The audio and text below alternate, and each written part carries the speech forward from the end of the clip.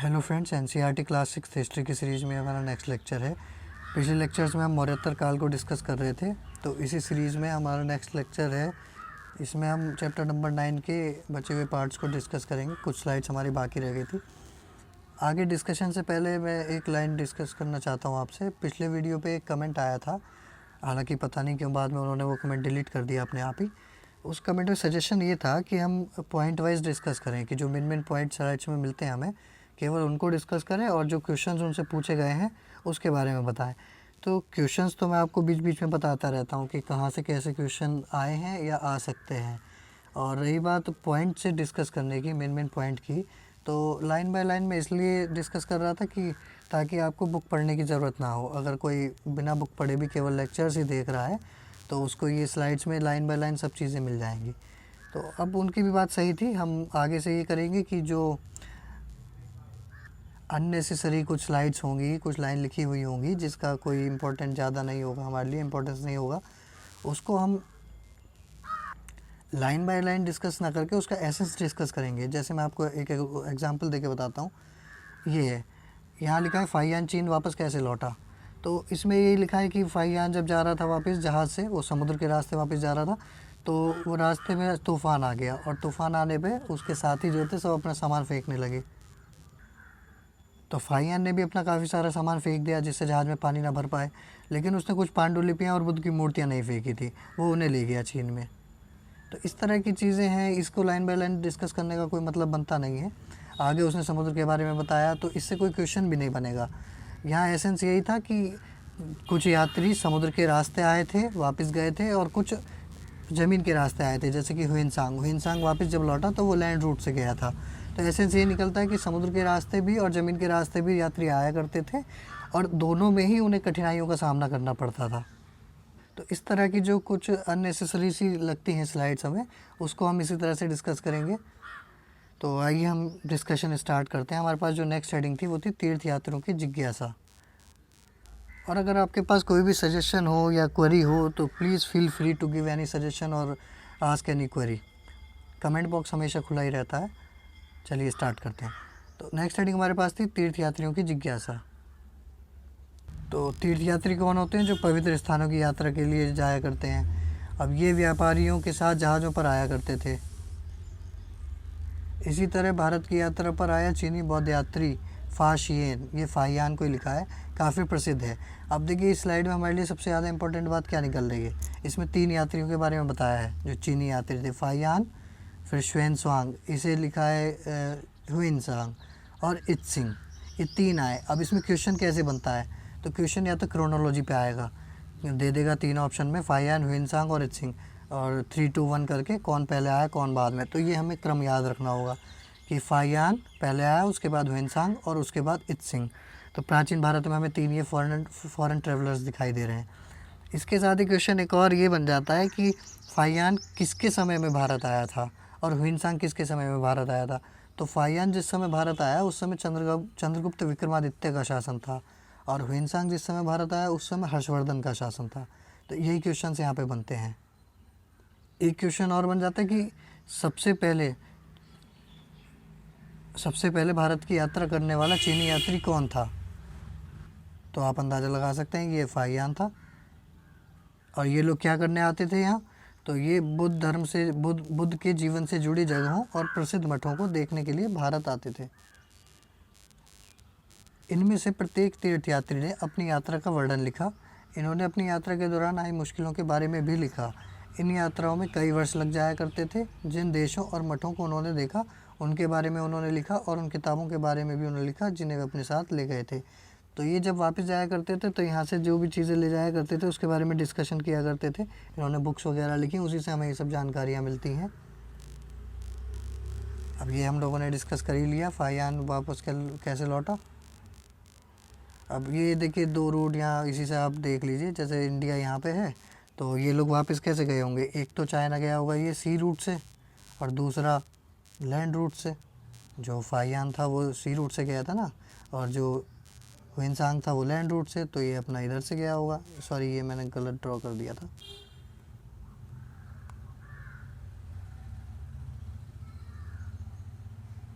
ये land route इधर से, यहाँ से चाइना गया होगा, और ये सी रूट।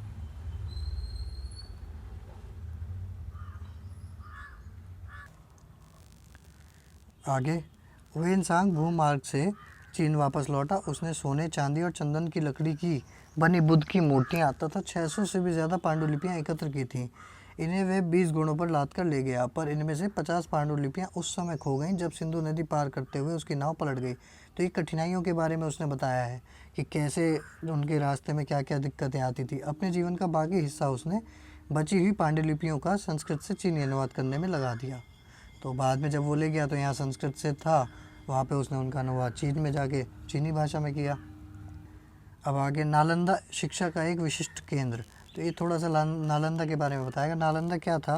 ये प्राचीन भारत में शिक्षा का एक विशिष्ट केंद्र था। इस समय हमें 2-3 और भी दिखाई देते हैं, जैसे नालंदा, विक्रमशिला, तक्षशिला। प्राचीन भारत में हमें यूनिवर्सिटी जैसे आज होती है ना, वैसे ही पढ़ाई लिखाई से संबंधित केंद्र थे। अब यहाँ फाहियान तो आया नहीं था, लेकिन हुएनसांग आया था। क्यों? क्योंकि नालंदा गुप्ता डायनेस्टी के समय इसका विकास हुआ था, कुमार गुप्त के समय। तो फाहियान तो पहले ही आ गया था, तो हुएनसांग यहाँ पर आया था। अब देखिए, यहाँ जो एनसीईआरटी में लिखा है उससे हमें कोई खास क्वेश्चन नहीं मिल रहा है। एक थोड़ा सा ये बताया गया है कि आगंतुकों से द्वारपाल ही कठिन प्रश्न पूछते, जैसे आज एंट्रेंस होता है वैसे ही उस समय भी कुछ प्रोसेस हुआ करती थी, और केवल 10 अगर क्वेश्चन पूछे जाते थे, 2-3 ही लोग सही उत्तर दे पाते थे, उन्हीं को एंट्री मिलती थी यूनिवर्सिटी में।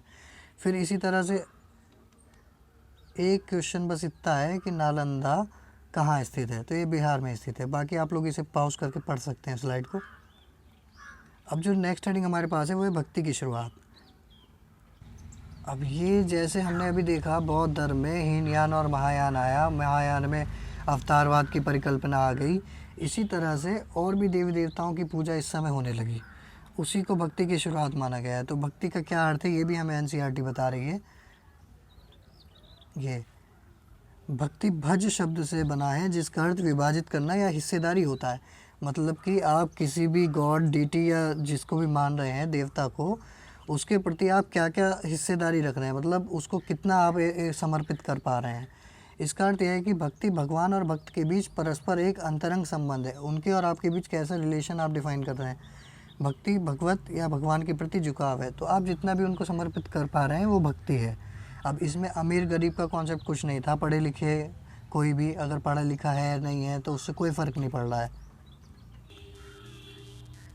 जो अपने ऐश्वर्य तथा सुख को भक्तों के साथ बांटता है वही भगवत है।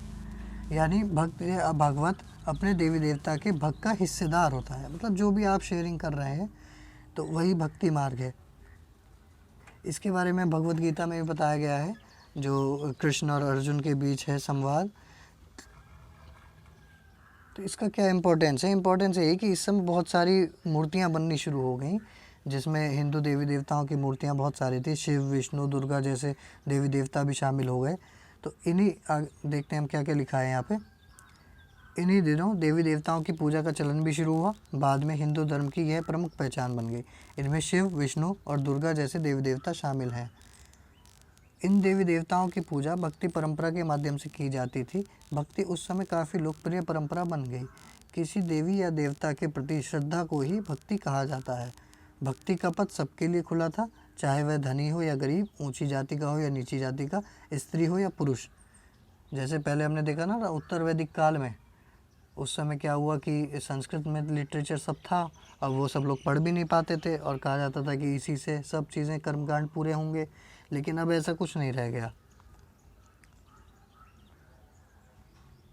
भक्ति मार्ग की चर्चा हिंदुओं के पवित्र ग्रंथ भगवत गीता में की गई है। भगवत गीता महाभारत का एक हिस्सा है। इसमें भगवान कृष्ण अपने भक्त और मित्र अर्जुन को सभी धर्मों को छोड़कर उनकी शरण में आने का उपदेश देते हैं, क्योंकि केवल कृष्ण ही अर्जुन को सारी बुराइयों से मुक्ति दिला सकते हैं। ये आपने देखा भी होगा महाभारत में। पूजा का यह रूप धीरे धीरे देश के विभिन्न भागों में फैलने लगा। मतलब कि आप अपने आप को पूरा का पूरा उन्हें समर्पित कर दीजिए, इसी को भक्ति कहा गया। अब ये देखिए मूर्तियाँ कैसी बननी शुरू हुई। तो विष्णु के वराह अवतार की एक मूर्ति है। इसी तरह से अन्य अवतार जो थे उनसे रिलेटेड भी हमें मूर्तियाँ देखने को मिलती हैं। ये मूर्ति कहाँ से मिली है? तो मध्य प्रदेश के एरण से। पुराणों के अनुसार जल में डूबी पृथ्वी को बचाने के लिए विष्णु ने वराह रूप धारण किया था। यहाँ पृथ्वी को एक स्त्री के रूप में दर्शाया गया है।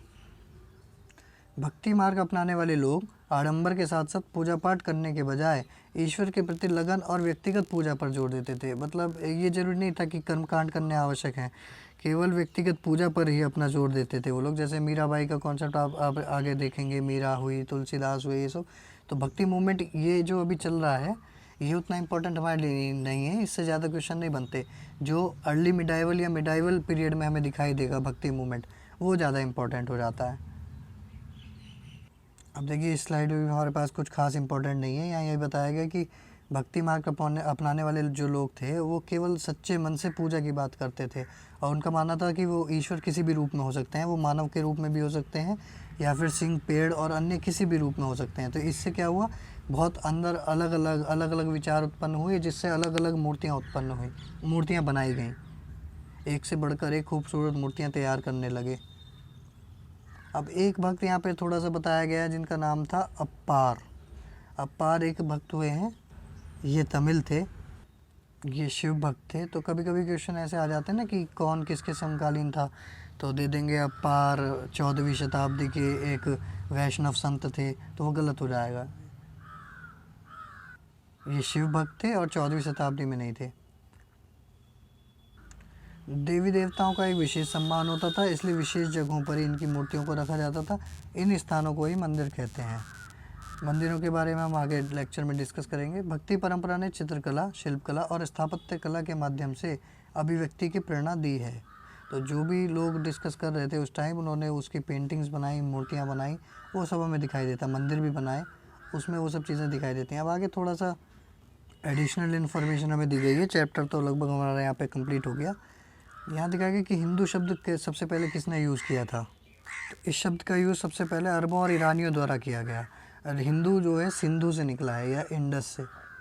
वो लोग सिंधु को प्रोनाउंस नहीं कर पाते थे, इसलिए वो हिंदू कह देते थे। और इसका मतलब क्या था कि जो सिंधु नदी के पूर्व में रहते थे, उन्होंने किसे हिंदू कहा, तो सिंधु नदी के पूर्व में रहने वाले उस सभी लोगों को उन्होंने हिंदू कहा। यही शब्द उनके धार्मिक विश्वास तथा सांस्कृतिक परंपराओं के लिए भी प्रयुक्त होता था। तो सिंधु नदी के उधर जो भी लोग रह रहे थे उनके हिसाब से वो सभी हिंदू थे। क्वेश्चन यहाँ यही बनता है कि सबसे पहले हिंदू शब्द का प्रयोग किसके द्वारा किया गया, तो ये अरबों और ईरानियों द्वारा किया गया। और किस शताब्दी में, तो ये 7वीं या 8वीं शताब्दी में पहली बार यूज़ हुआ। आगे थोड़ी सी इन्फॉर्मेशन हमें ईसाई धर्म और ईसा मसीह के बारे में दी गई है कि लगभग 2200 साल पहले पश्चिमी एशिया में ईसाई धर्म का उदय हुआ। तो ये सब हमारे लिए कुछ भी पेपर के हिसाब से इम्पोर्टेंट कोई ख़ास फैक्ट नहीं दिख रहे हैं इसमें। ये चाहे तो आप इसे पॉज करके पढ़ सकते हैं दोनों स्लाइड्स को। एक हाँ इसमें ये थोड़ा सा आप याद रख सकते हैं कि केरल के ईसाइयों को सीरियाई ईसाई कहा जाता है, क्योंकि संभवतः वे पश्चिमी एशिया से आए थे। वे विश्व के सबसे पुराने ईसाइयों में से एक हैं। आगे कुछ भी इसमें ख़ास इंपॉर्टेंट मुझे तो नज़र नहीं आ रहा। ये रिवीजन के लिए हम लोग देख लेते हैं कि चैप्टर नंबर 9 में जो भी हमने पढ़ा उसका रिवीजन एक बार देख लेते हैं कि ये शब्द सब यूज़ हुए हैं चैप्टर में। तो कोशिश करिए आप, मैं आपको 5 सेकंड्स का टाइम देता हूँ, या पॉज करके आप इसको पढ़ लीजिए, हम लोग अभी डिस्कस करते हैं। आई होप आपने पढ़ लिया होगा। आइए मैच करते हैं। तो दक्षिणापथ के स्वामी किसको कहा गया था, ये सातवाहन शासक थे।